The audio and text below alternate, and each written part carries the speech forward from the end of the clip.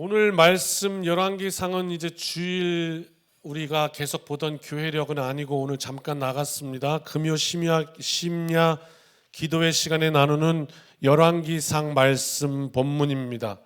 주일 오후 예배에 이제 담임 목사 설교할 때는 열왕기하 주일 오후 예배. 금요일에는 열왕기상.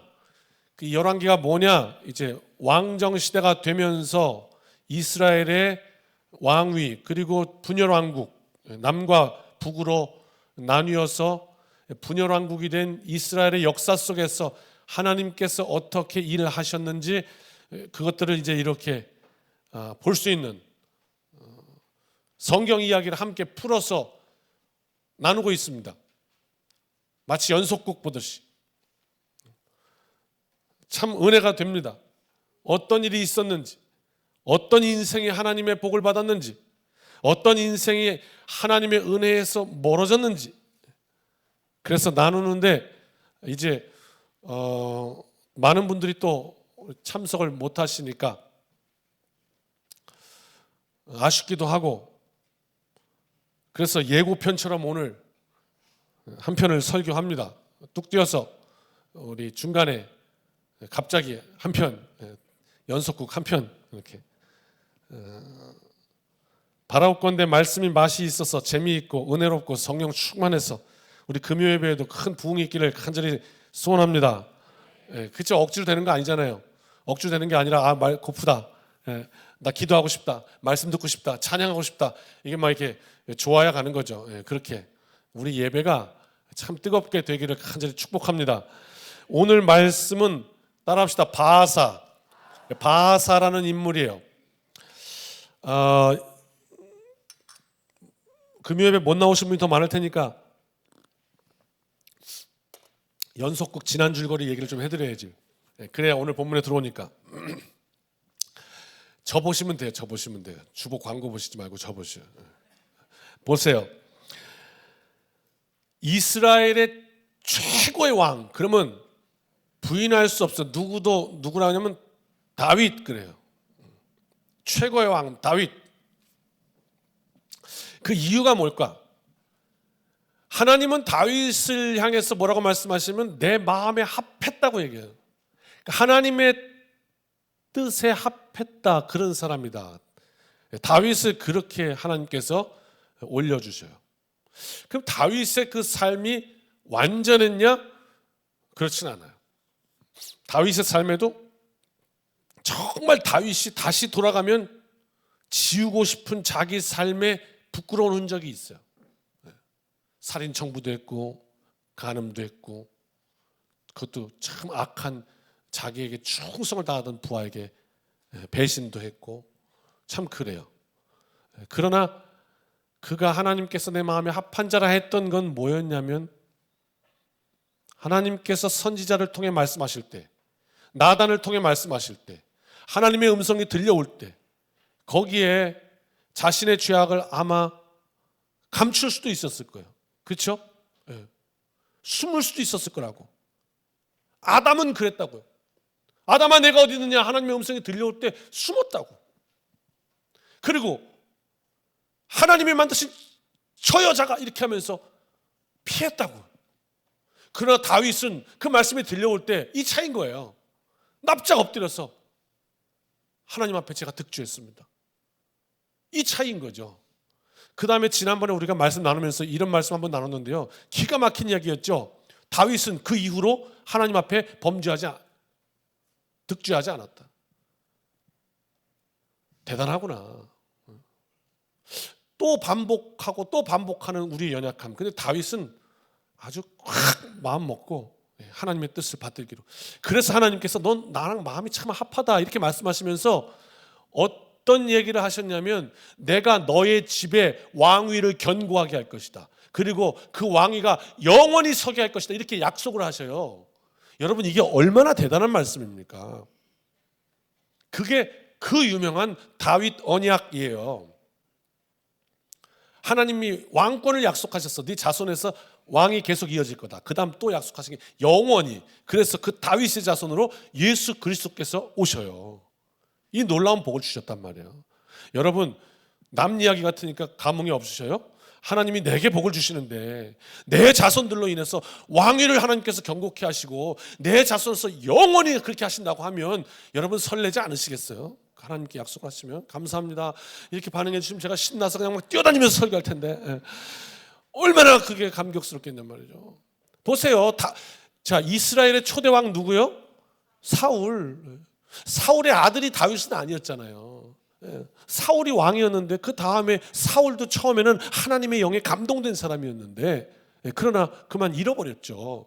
그 다음에 다윗이 됐잖아요. 그리고 그 이후로 하나님께서 쭉 그 왕위를 이어가셔서 결국 거기서 예수 그리스도까지 간단 말이에요. 이게 다윗 언약이란 말이죠. 그래서 왕위가 다윗 다음에 누구요? 솔로몬으로 이어지고요. 솔로몬의 아들 중에 르호보암이 그 계보를 이어서 왕이 되어 사울, 다윗, 솔로몬, 르호보암. 그 르호보암이 왕이 되려고 할 때 문제가 하나 있었어요. 이게 어느 나라든지 우리도 지금 참 그 갈등 중에 있지 않습니까? 뭐 진보, 보수 이렇게 얘기하는데 생각이 다른 사람들이 있을 수 있잖아요. 그러니까 그 중에 여로보암이라는 사람이 있었고 또 그 따르는 무리들이 있었고 그들은 어떤 생각을 했냐면 솔로몬이 솔로몬 왕궁 20년 지은 거 아시죠? 그러니까 얼마나 많은 사람들이 들어갔겠어요? 얼마나 많은 세금을 걷었겠어요? 한번 생각을 해보세요.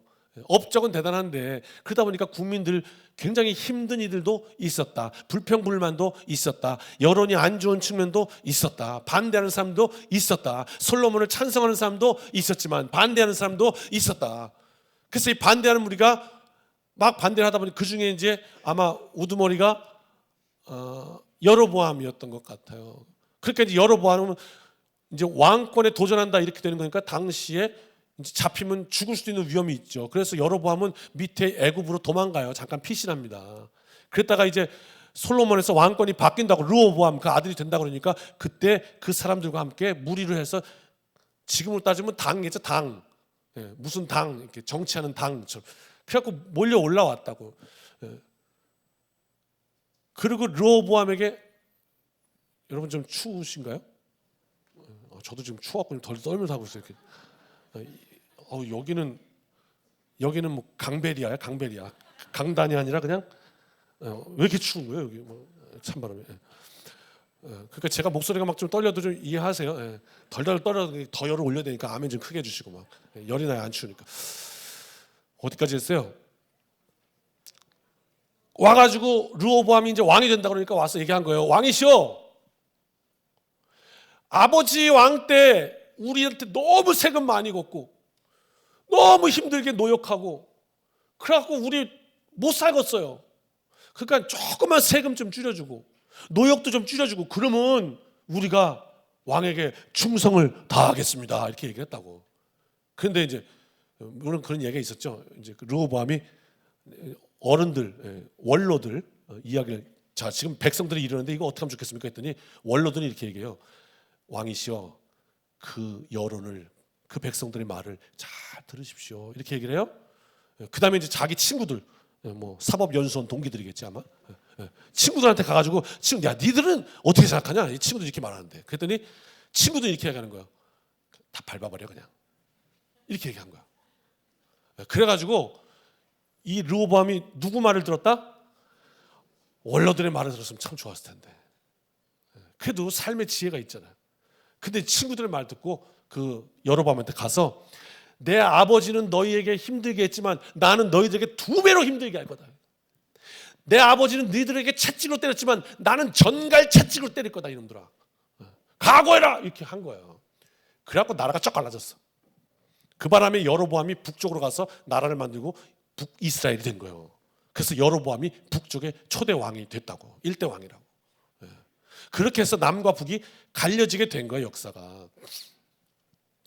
그런데 여러분 한번 생각해 보면요, 이스라엘 백성은요 그 민족의 흐르는 부인할 수 없는 그 뭔가가 있어요. 그게 뭐냐? 다윗 언약이에요. 하나님이 다윗에게 약속하셔서 그 왕위가 하나님이 약속하셨으니까 하나님이 계속 다윗의 혈통을 통해서 왕위를 보존하실 거라는 공통된 생각을 갖고 있단 말이에요. 이스라엘 백성들이. 그런데 지금 저 북쪽에 여로보암은 다윗의 자손이에요? 아니에요? 아니란 말이죠. 그러니까 이 정통성이라는 건 말이에요. 나라에 평온할 때는 괜찮아. 평안할 때는 괜찮아. 그런데 조금만 문제가 생기면 이 문제가 나오는 거예요. 네? 나라가 조금만 어지러워지면 갑자기 백성들에서 수덕수덕 나오는 거예요. 뭐라고 나와? 저 우리 왕은 저 다윗 언약에 그것도 아닌데. 네? 이게 우리나라의 정통성이 없는데. 조금만 어지러우면 그런 문제가 계속 치고 올라오는 거예요. 아킬레스건이죠. 아킬레스건. 참 힘든 거예요. 그렇잖아요. 꼭 여로보암은 마치 우리의 역사라면 뭐 조선시대의 서자 같이 말입니다. 뭐 지금은 말도 안 되는 얘기입니다. 홍길동이 그러잖아요. 아버지를 부르지 못하고 뭐 이런.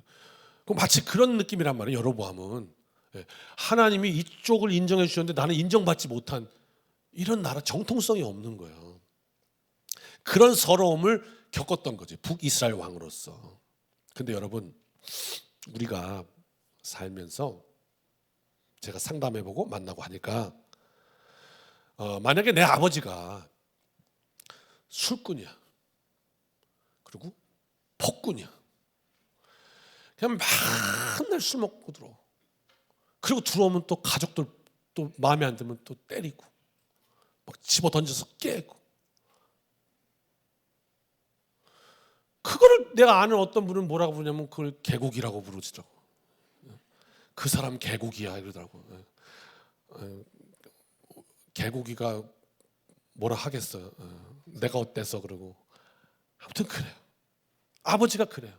그러면 그 자녀가 두 가지가 있는 것 같아요. 그 아버지의 그 아들. 이런 경우가 있고요. 근데 이 경우는 참 안타까운 건 뭐냐면 분명히 내가 잘못한 건데 나는 아버지가 그랬어 그래. 그리고 거기다 뒤집어 씌우더라고. 내 책임은 없는 거야. 아버지 때문에 내가 그랬다고. 아무튼 그래. 그 아버지의 그 아들 된 경우가 있고 두 번째 경우는 뭐냐면 나는 아버지같이 살지 않을 거야. 그래가지고 그 길을 따라가지 않아. 여러분 위대한 인물은 역사에 거기서 나오더라고요. 그러니까 어찌 보면 사실 그 환경이란 거는 똑같은데 거기서 나오는 열매는 전혀 다를 수 있다. 무슨 얘기하고 싶으냐? 마찬가지로 다윗 언약이라는 정통성이 보장되어 있지 않은 북이스라엘, 언제 봐도 나는 하나님한테 인정받지 못하는 아들 같아요. 아니 뭐 탕자에 비유해서 돌아온 아들은 막 아버지가 막 송아지 잡아주는데 나는 열심히 이런 것 같아. 막 너무 힘들어. 근데 여러분 이 여로보암, 북쪽의 이 여로보암, 정통성이 없는 여로보암, 열등감에 있는 여로보암, 이 여로보암이 둘 중에 하나 아니겠습니까? 그러면 어떻게 해요? 내가 정통성이 없습니다, 하나님. 그런데 나는 다윗보다 더 하나님께 복을 받고 싶습니다. 나는 하나님께 은혜를 더 입고 싶습니다. 다윗보다 하나님 앞에 더 신실한 왕이 되고 싶습니다. 어떻게 해서든지. 아니 그 후대에 안 얘기지만 나중에 신약이 와서 예수님 앞에 어떤 일이냐면 한 여인이 찾아와서 예수님 저에게 은혜를 주십시오 그런단 말이에요. 근데 예수님께서 뭐라고 얘기하시냐면 자녀에게 줄 떡을 개한테 던지는 게 마땅하지 않아 이렇게 말씀하신단 말이에요. 그 여인 뭐라 갑자기 개가 돼버린 거야 하루아침에. 그죠? 이방인이란 말이에요. 내가 유대인을 위해서 왔는데 이방인에게 던질 은혜가 없다 이 말이에요. 근데 그 여인이 뭐라고 그래요? 주님 올소이다마는 그 개도 주인의 밥상에서 떨어지는 부스러기를 먹고 삽니다. 그게 주님을 흔들었단 말이에요. 그 주님이 큰 은혜 주셨던 사건이 기록되어 있어요. 그러니까 이런 길도 있었단 말이죠. 여로보암이 주님 나는 정통성 없습니다. 하나님의 약속 밖에 있습니다. 그러나 하나님 나는 사모합니다. 하나님께서 내 인생을 붙드시고 이 나라를 붙드시길 간절히 원합니다. 여로보암도 하나님, 다윗 언약에서 벗어난 인생입니다. 그러나 하나님 앞에 온전한 믿음의 사람으로 서고 싶습니다. 하나님, 제가 다스리는 이 나라가 하나님 앞에 올바로 서기를 원합니다. 저 다윗 언약에 기초한 남쪽 유다보다 이 북쪽 이스라엘이 하나님 앞에 더 신실한 나라가 되기를 하나님 제가 사모합니다. 저를 도와주십시오. 저를 붙들어 주십시오. 저를 긍휼히 여겨주십시오. 이런 길도 있었다 이 말이죠. 이런 길도 있었다.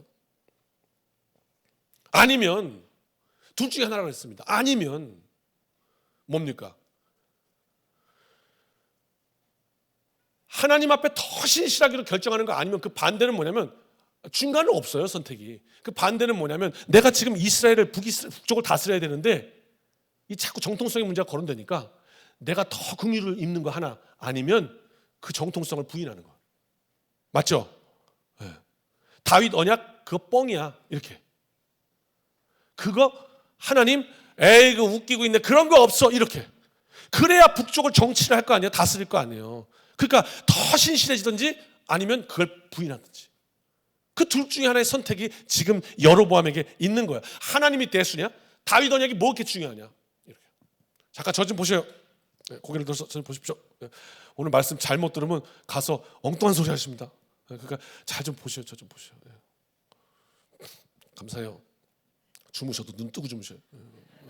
어려운 거 알아, 졸린 거 알아, 힘든 거 알아. 그렇지만 저는 어떻게든지 밥을 먹여서 보내야 오늘 일주일 동안 또 싸우니까 먹여야 되니까 그냥 하여튼 눈 뜨시고 입만 벌려 그냥 제가 집어넣을 테니까 그냥. 봐봐요. 인간이 말입니다. 우리 인간이 슐라이에르마흐라는 이 독일 신학자가 이런 걸 발견했어요. 인간을 보다가 인간은 한번 따라할까요? 절대적 의존의 감정을 가지고 있는 존재. 인간을 이렇게 정의했어요. 절대적 의존의 감정을 지닌 존재, 그게 인간이다. 이게 무슨 얘기냐? 여러 가지 한번 봐요. 자, 사람 인자를 보면 이렇게 돼 있잖아요, 그죠? 서로 기대어 산다 이런 뜻을. 사람 인자를 이렇게 쓰진 않아요. 홀로 서지 못한다는 얘기예요. 뭐 홀로 서기 그런 말 하는데 그런 맞지를 않아. 가만히 보시라고요. 가만히 생각해 보라고. 인간은 절대적 의존의 감정을 지닌 존재. 이게 뭘 얘기해 주냐는 거예요. 이게 무슨 말이냐는 거예요. 무슨 말이냐면요. 한번 풀어볼게요. 슐라이에르마흐가 인간을 그렇게 정의하고 그래서 인간이 그렇게 된 게 아니고, 인간은 하나님이 그렇게 만드셨어요. 그거를 이 슐라이에르마흐라는 사람이 잘 관찰하다 보니까 이렇구나라고 발견한 거예요. 맞죠? 맞잖아요. 네. 그가 발견한 거예요. 하나님이 그렇게 만드신 거예요. 근데 어느 날 가만히 보니까 그런 거야. 외톨이라는 말 쓰잖아요. 나는 아무랑도 관계 맺지 않아. 나는 친구 없어. 나는 지인도 없어. 세상에 나 혼자야. 이렇게는 살 수 없는 존재라는 거야, 인간이. 이게 무엇을 얘기해 주냐면 하나님이 우리를 만드실 때 하나님을 바라보게 만드셨어요. 그래서 우리의 삶 가운데 하나님을 의지할 수밖에 없게 만들었어요. 내가 아버지 천국 가셨을 때 진짜 아버지한테 의존하지 않으려고 딱 쓰려고 딱 해봤는데 하나님 그 찬송하는 순간에 그냥 와르르 무너져서 그냥 꼬꾸라졌어요. 왜 그랬겠어요? 하나님 앞에 우리는 의존할 수밖에 없는 존재인 거예요. 그런데 가만 보세요. 이게 뭔 얘기냐? 이게 무슨 소리냐? 절대적 의존의 감정을 가졌다는 얘기가 뭔 얘기냐? 뭔 얘기냐면 이런 얘기예요. 하나님 앞에 의존하던 존재가 그 하나님에게서 등을 돌리잖아요. 그러면 혼자 설 것 같아요? 혼자 설 것 같아요? 슐라이에르마흐가 발견한 인간은 아니에요. 적어도 혼자 서지 못해요. 그럼 어떻게 할까요? 하나님에게서 의존하다가 거기서 등을 돌리니까 어떻게 해요? 다른 의존할 것을 찾는 거예요. 왜? 불안하거든요. 혼자 설 수 없으니까 불안하거든요. 하나님께서 붙들어 주셔야 되는데 갑자기 돌아서니까 불안하거든요. 그래서 그 안정감을 찾아내는 게 뭐냐? 우상이에요. 그러니까 인간은 어떤 존재냐? 하나님을 떠난다면 그 안정감을 찾을 것을 계속 찾아요. 그것이 돈이 될 수 있고, 그것이 권력이 될 수 있고, 그것이 어떤 다른 우상이 될 수 있는 거예요. 그래서 일본 가면 우상이 신이 3만 개라고? 그 신, 어떤 신이 있는지 이름 다 외우면 박사 학위 줄 것 같아요. 3만 개가 어떻게 외우겠냐고, 3만 개를. 이것도 신이래. 물 마시는데 물도 신이야. 컵도 신이야. 인간이 그런 존재라고. 절대적 의존의 감정을 지닌 존재. 근데 절대적인 하나님께 의지해야지. 그러니까 인간이 만들어낸 거에다가 기대는 그 참 그렇잖아요. 그러니까 이런 결론이에요. 여로보암이 하나님 의지하지 않고 하나님에게서 딱 돌아서는 그 순간 북이스라엘은 온갖 우상들로 꽉 채워질 수밖에 없었던 거예요. 그렇잖아요. 지금 제가 설명했잖아요. 여태까지. 하나님께 돌아서는 순간 그 나라는 그냥 우상 천국이 되어버린 거예요. 그래서 북이스라엘이 우상으로 꽉 차버렸어요. 그런데요, 오늘 말씀 속에서 여러분 우리가 좀 가슴에 담아야 될 게 있어요. 뭐냐면 성경은 그 인생 하나에서 끝나지 않았다는 거예요. 여로보암 하나로 끝나지 않았다는 거예요. 이게 되게 가슴이 아프고요. 그리고 굉장히 두려운 이야기예요. 따라 하실래요? 여로보암의 길.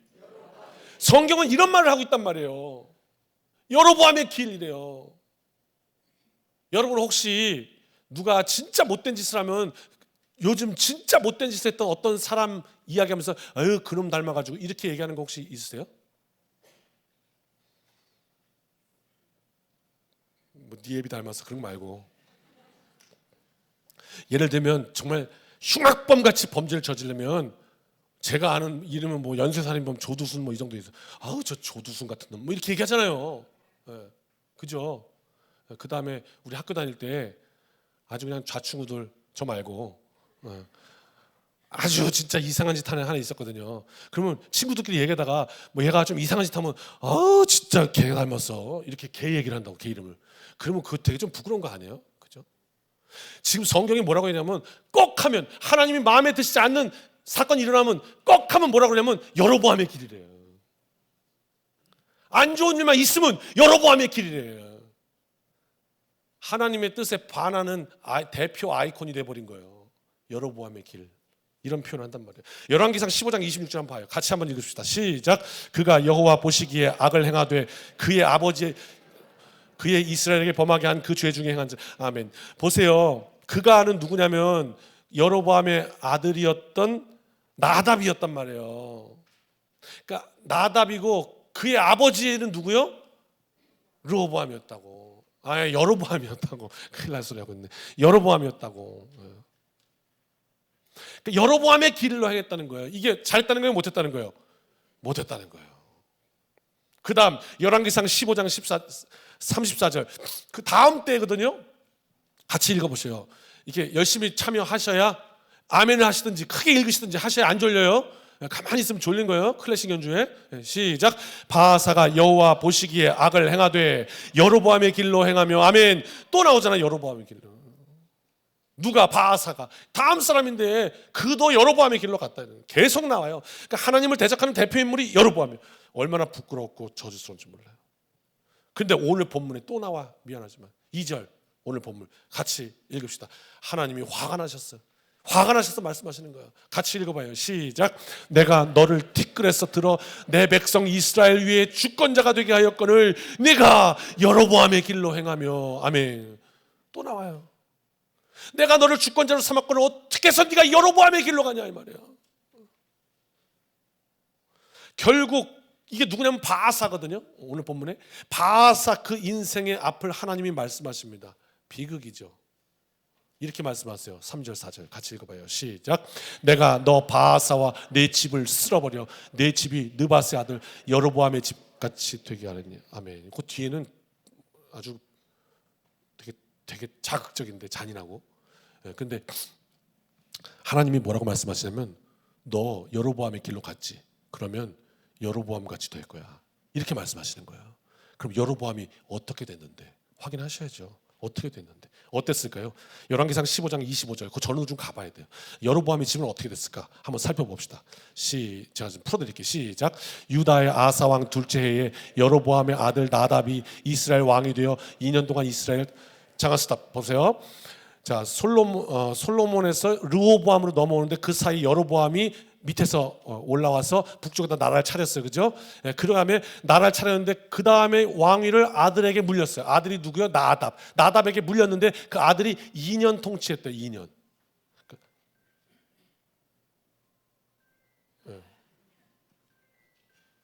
2년 통치했대요. 그 다음 26절 같이 읽어요. 네, 시작. 그가 여호와 보시기에 악을 행하되 그의 아버지의 길로 행하며 이스라엘에게 범하게 한, 방금 읽었죠. 그 나답이 여로보암의 길로 갔다고. 그래가지고요 27절 시작. 이에 이사갈 족속 아히야의 아들 바하사가, 이제 나오네요. 바하사가 그 다음 그를 모반하여 블레셋 사람에게 속한 기브돈에서 그를 죽였으니 이는 나답과 온 이스라엘이 기브돈을 에워싸고 있었습니다. 그러니까 여로보암의 아들 나답이 딱 집권했는데 2년 만에 밑에서 바하사, 오늘 본문에 나오는 애 바하사가 모반 뒤집었어요. 그래가지고 죽이고 왕권을 잡았어요. 근데 그 다음에 뭐라고 그래요? 같이 시작. 유다의 아사왕 셋째 해에 바하사가 나답을 죽이고 대신하여 왕이 되고, 왕이 됐거든요. 그 다음에 어떻게 했냐고.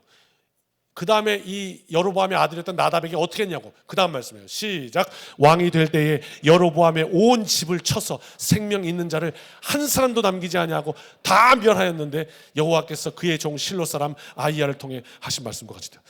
이거 멸문지화라는 말 아세요 혹시요?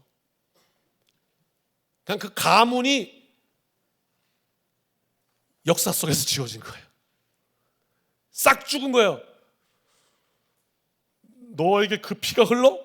그럼 미안하지만 네 인생과 상관없이 넌 좀 죽어줘야 되겠다. 그냥 죽인 거예요. 다 싹쓸이. 이것이 여로보암 집의 최후였거든요. 여로보암의 길이라고 말씀하시고 여로보암 집의 최후가 이거였어요. 지금 그 일을 한 사람이 누구요? 바하사였어요. 그런데 하나님이 오늘 본문에 뭐라고 말씀하시냐면 그 바하사, 너도 여로보암의 길을 택했기에 너의 집안도 여로보암같이 될 것이다. 이게 오늘 본문이란 말이에요. 칼로 일어난 자 칼로 망한다는데 또 누군가 그랬나요? 역사는 되풀이된다? 근데 뭐 맞기도 하고 틀린 것도 있고 뭐 그런데 아무튼 같이 한번 읽어봐요. 8절 시작. 유다의 아사왕 제26년에 바하사의 아들 엘라가 디르사에서 이스라엘 왕이 되어 2년 동안 그 왕위에 있으냐. 참 말씀도 재미있죠. 그 전에는요 2년, 그죠? 나답, 여로보암의 아들 나답도 2년. 그 다음 모반에서 왕권 잡은 바하사, 그가 또 아들에게 물렸는데 아들은 엘라, 그 아들도 2년. 와, 이게 기가 막히네. 그 다음에 9절 시작. 엘라가 디르사에 있어 왕국 맡은 자 아르사의 집에서 마시고 취할 때 술 먹다 취해버렸어요. 그 다음 시작. 그 신하 곧 병거 절반을 통솔한 지휘관 시므리가 왕을 모반하여. 또 일어났네. 또 일어났네. 그러니까 병거 절반을 통솔했다고 그러니까 그 나라 국방력 절반을 좌지우지했던 뭐 삼성 사성 장군이 되겠죠. 요즘 정치 관심 많으시죠? 그런 장군 모반했어요. 반역했다고. 그래갖고 왕이 술 취했을 때 엎어버린 거예요. 그 다음 10절 시작. 시므리가 들어가서 그를 쳐 죽이고 그를 대신하여 왕이 되니 곧 유다의 아사왕 제27년. 지금 유다는 남쪽이잖아요. 그러니까 언젠지를 알려주기 위해서 지금 남쪽이랑 북쪽이랑 계속 비교해가면서 이렇게 알려주고 있단 말이에요. 그때가 유다에는 아사가 있을 때야, 27년 때야, 이렇게 얘기를 해주는 거예요. 여로보암 집을 완전히 멸망시키고 정권을 잡았던 바하사, 그 집권을 지나서 그 아들 엘라가 정권 잡았는데 어쩌면 여로보암의 아들 나답이 왕위에 2년 있었는데 똑같이 엘라도 2년 있었어요. 모반했다. 그래서 엘라를 쳐 죽이고 왕권을 잡았다. 누가? 시므리가. 이런 얘기예요. 그 다음에 또 나와요. 11절 읽어봐요.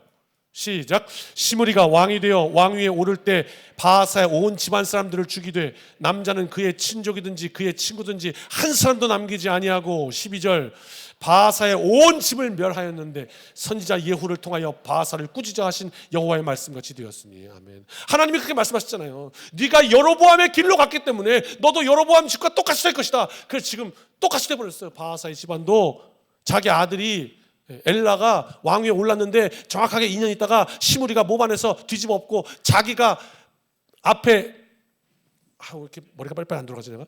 예. 여로보암의 집을 싹 다 지워버렸는데 자기 집안이 시무리에서 싹 다 지워져 버렸어요. 비극이었다고. 그런데 성경이 오늘 우리에게 얘기해 준 건 뭐냐면 이 비극이 무엇이냐? 한번 따라합시다. 여로보암의 길. 이거였다는 거예요. 절대적 의존을 감정을 가진 하나님을 의지할 존재가 하나님께서 돌아서서 다른 것, 우상이나 돈이나 하나님이 아닌 것에, 왜? 우리는 그런 존재니까요.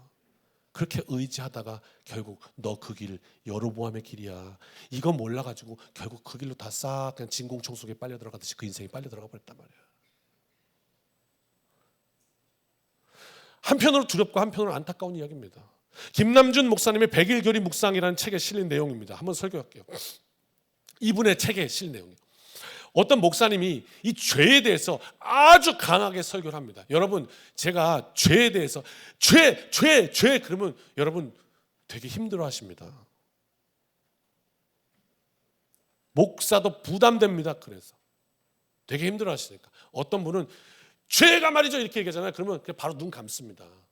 그게 뭔 얘기인지 아십니까 혹시? 나와서 설교 한번 해보십시오. 설교하려고 탁 얘기 꺼냈는데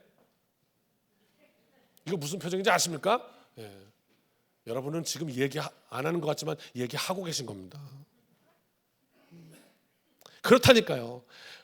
한 번씩 좀 설교 체험을 좀 하게 해드려야, 아 그렇구나, 입장 바꿔봐야 하는 거 아닙니까? 우리는 그런 존재잖아. 서로 네 입장 내 입장 바꿔봐야 아는 거지. 상대에서 저도 앉아보면 알겠지 이게 얼마나, 아유 목사님 좀 이렇게.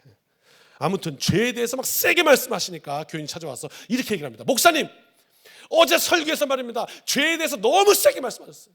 결국 우리 애들 말입니다, 안 그래도 교회 안 나오려고 나 교회 안 가고 싶어 하는데 어제 목사님 설교 듣고 이제는 교회 문도 밝기 싫대요. 문도 밝기 싫대요. 어떻게 하면 좋아요? 목사님 제발 앞으로는 그 설교 좀 하지 마세요. 그러더래요. 결국 이 목사님이 가가지고 약장에 워닝, 경고, 극약 이렇게 써 있는 걸 딱 갖고 나온 거예요. 그래가지고 아니 지금 성도님 말씀은 여기에 워닝, 경고, 극약, 이거 너무 좀 심하잖아. 그래갖고 그거를 슬그머니 흐릿하게 지우란 말씀인데, 그래 그거 지우고 거기다가 꿀 이렇게 써놓으면 되겠습니까? 이렇게 말씀하셨대요.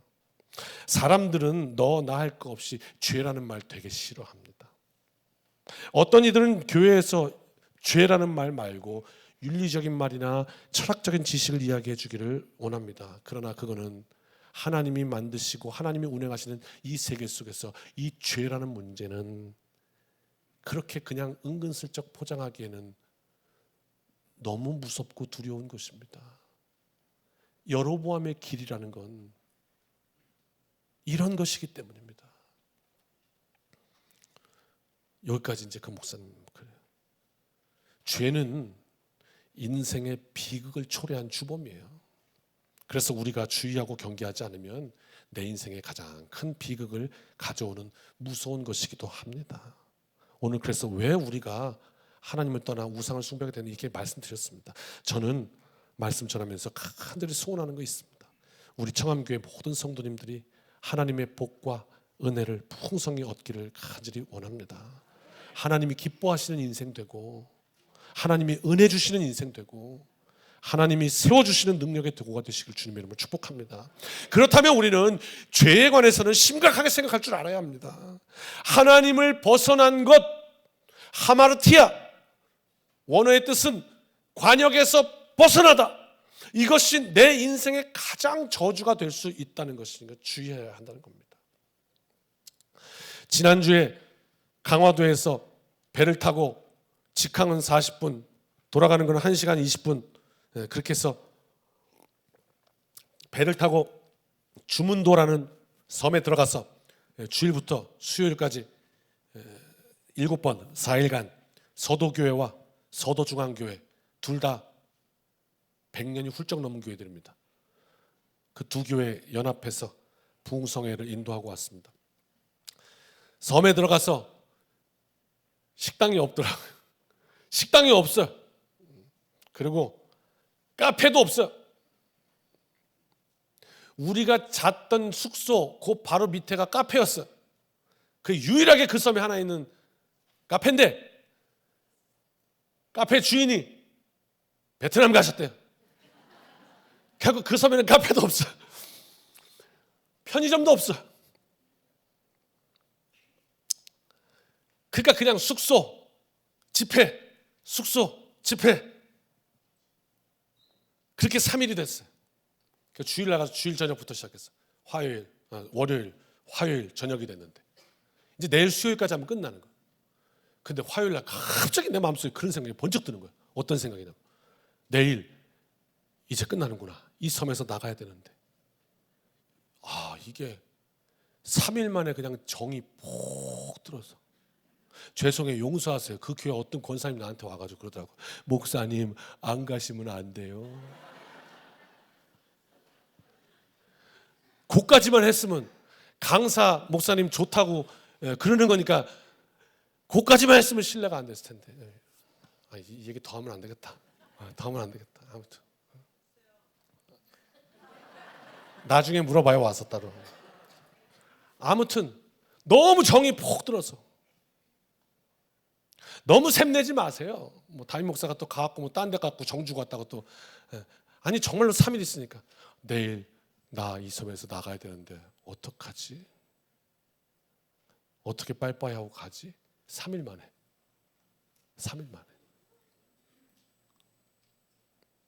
여러분, 사람 사는 맛 요게 있다는 걸 혹시 아십니까? 커피를 마시면 어떤 때는 그 향과 맛이 기가 막히게 느껴질 때가 있고, 뭐 코로나가 걸려서 미각을 상실한다든지 제 컨디션이 안 좋을 때는 커피를 먹는데 맛이 잘 안 느껴질 때도 있어요. 그 말입니다. 여러분이 살면서 사람 사는 맛을 느낄 때도 있고 못 느낄 때도 있고, 어떤 느낌이 들었는가 하면요, 도시로 딱 죄송합니다. 용서하세요. 그냥 제가 느꼈던 감정이고 느낌이니까 그냥 그래 그런 게 있구나 이렇게 그냥 묘사니까요.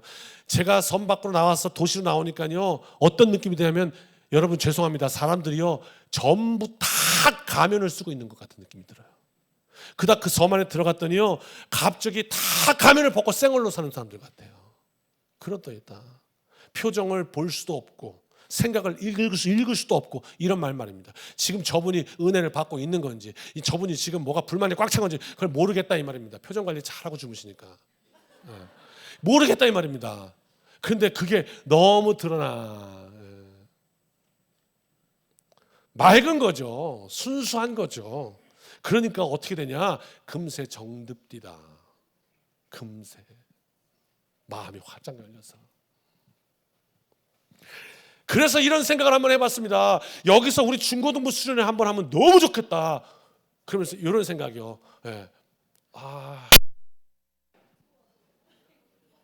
뭐 만졌어요? 이거 왜 이런 거야? 자던 분 다 깼어 지금. 할렐루야. 중고등부한테 지금 이 팁을 주면 안 되는데 내가 니들 잠깐 귀 좀 막아봐요.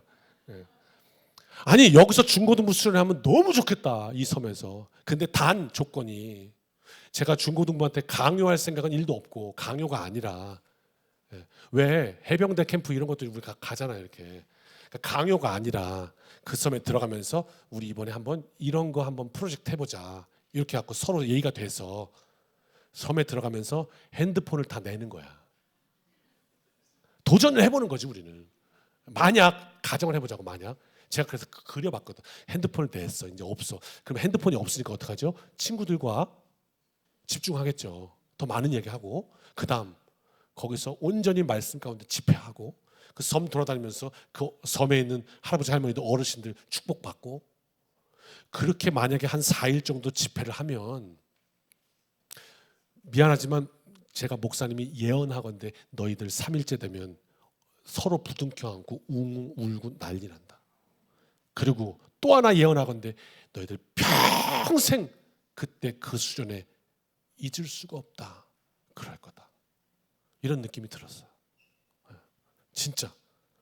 그래서 한번 해보려고 하는데 어떻게, 자 한번 우리 중고등부 핸드폰을 낼 의향이 있어요? 한 명도 없어? 왔다. 알았어. 그럼 내가 좀 더 기대해 볼게요. 내가 잘못 생각한 것 같아. 알았어요. 아니 그랬다고 그냥 너무 걱정하지 마요. 여러분이 싫은 건 안 해요. 아무튼 그랬다고요. 사랑하는 성도 여러분, 맛있게 삽시다. 할렐루야. 어제 결혼식 다녀왔습니다. 김춘수 권사님 따님 유나 양. 제가 거기 앉으면 안 됐었는데 실수를 했어요. 아니 내가 거기 앉으려고 해서 앉은 건 아니고 뒤쪽에 앉으려고 그랬는데 사람들이 너무 많아가지고 자꾸 나를 밀어, 엉덩이를. 자꾸 밀려서 어디까지 하면 앞에까지 온 거예요. 그래서 어쩔 수 없이 자리가 하나 나서 거기 앉았네. 앉았는데 거기 어느 자리냐? 내 앞에가 김춘수 권사님, 유미성 권사님 바로 뒷자리에 앉은 거예요. 아, 나는 그런 사건이 벌어질 줄 몰랐지. 근데 어디서 이제 문제가 됐냐면 갑자기 나와가지고 자, 다음은 신랑 신부가 양가 부모님과 하객에게 인사를 하겠습니다. 그러더니 이쪽으로 오는 거예요. 신랑 신부가. 그러더니 이 김춘수 권사님 내외한테 이 따님이 이렇게 인사를 하네. 인사하면서 내가 입모양이 보인 거야. 나도 모르게. 입모양이 뭐라고 했냐면 그 순간에 여기 앉아 계시네. 그 순간에 우리 김춘수 권사님이랑 따님이랑의 그 오랜 세월 동안 오갔던 모든 사랑이 갑자기 순식간에 훅 지나가면서 주책맞게 목사가 가가지고 주례도 안 하면서 오열을 했다는 거 아니에요 거기서. 그래갖고 막 울었어. 아니 왜냐면 제가 그 처지 아니에요 지금. 딸 가진 부모라. 이제 시집을 보내야 되는데 야 나중에 내 딸이 저기서 고마워요 이러면 그 순간에 이 세월이 확 지나가면서 못 견딜 것 같더라고요. 그래서 안 되겠다. 그래서 나는 대리운전 말고 대리 아빠를 써야 되나? 막 그렇게 주책 부리고 왔어 어제. 울었어 많이. 사람답게 사는 거, 맛있게 사는 거, 사는 맛 나게 사는 것. 사랑하는 성도 여러분, 우리 인간이 하나님께서 창조하신 그 지어진 대로 맑고 순수하게 사는 것, 우리의 그 길은 여로보암의 길이 아니라 하나님께서 우리에게 예비하신 하나님 주신 은혜 가운데 사는 것. 할렐루야. 그 길이 복된 길이구나. 하나님의 법도 안에 살아가는 것, 죄에서 벗어나 하나님을 향해 살아가는 것이 인생의 큰 복인 것을 알며 하나님께 능력 얻어 능력 있게 사는 것입니다. 말씀 정리합니다. 오늘 말씀 좀 길어서 죄송합니다. 부흥회 다녀왔더니 말씀이 막 길어지네. 하나님을 벗어나 살고자 했던 여로보암, 그는 다윗의 정통성에 대한 열등감 때문에 거기서 시작돼서 더 하나님을 붙들었으면 좋았을 텐데 그 대신에 하나님을 등지고 온 나라를 우상 바다로 만들어 버렸습니다. 끝내 그래서 그는 하나님 저주하시는 인생의 대표 아이콘이 되어서 뭔가 얘기만 할 때마다 여로보암의 길, 그 여로보암이 되었습니다. 바사에게 멸문지화를 당하는 비참한 자신의 가문이 되었습니다. 그리고 또 그 여로보암의 길을 따라 걸었던 바사 또한 여로보암의 길을 그대로 답습하여 그도 그 다음 시므리에 의하여 온 집안이 다 죽임을 당했습니다.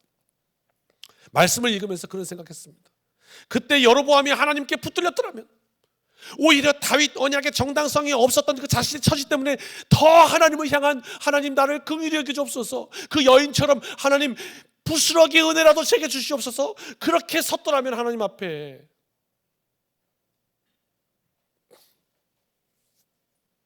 이 다음 이야기가 궁금하시면 다음 금요일에 계속 우리가 말씀 재밌게 나누고 있습니다. 사랑하는 성도 여러분, 이 한 주간 우리 삶에 하나님의 일하심이 있었으면 좋겠습니다. 따라합시다. 하나님께로 더 가까이 축복합니다. 찬양합시다.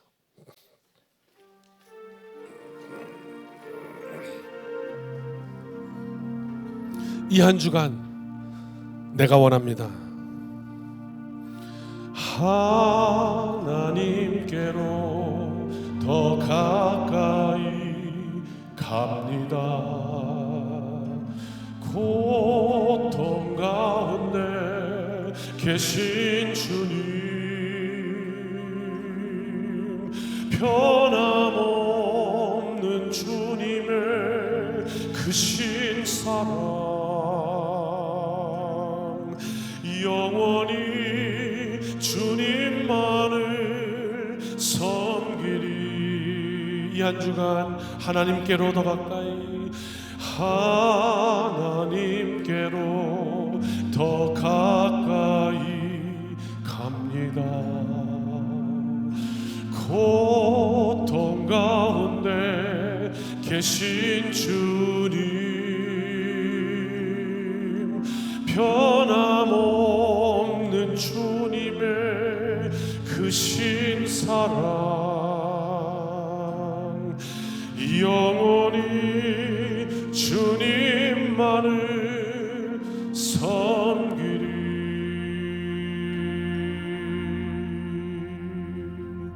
아멘. 기도합시다. 이제는 우리 주 예수 그리스도의 크신 은혜와 아버지 하나님의 무한하신 사랑하심과 성령님의 동행하심이 능력 주심이 하나님께로 더 가까이 우리의 삶의 모든 어려운 상황 가운데 그 어려움을 뛰어넘어 하나님을 더욱더 의지하고 붙드는 우리의 능력의 삶 되기를 간절히 소원하고, 또 믿음으로 이 문을 나서는 여기 모인 주님의 백성들 머리머리 위에 이제로부터 영원까지 함께하여 주시기를 간절히 축원하옵나이다. 아멘.